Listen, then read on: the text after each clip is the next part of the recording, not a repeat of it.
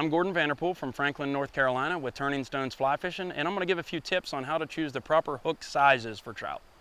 What you're going to need is access to an experienced guide. Say you're fishing with a streamer, that's like a woolly bugger. You're trying to imitate some type of minnow in the stream that's swimming around. So that could be like a size 6 or a size 8, and that gauge is a little bit bigger.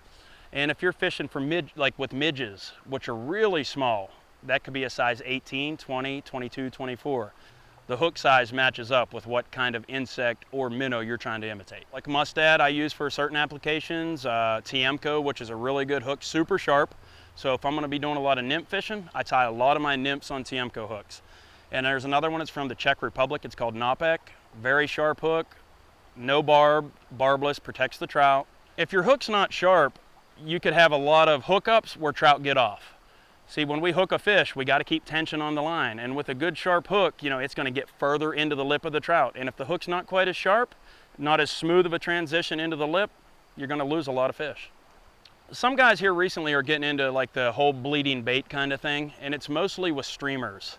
So if we're going to do a streamer on a size 6 or an 8, we may get a red hook with that real bright red paint on it. And that kind of gives the imitation that that's a crippled or a bleeding fish that big predator fish is trying to get. Even with the nymphing, like a lot of guys will tie what's called an attractor nymph.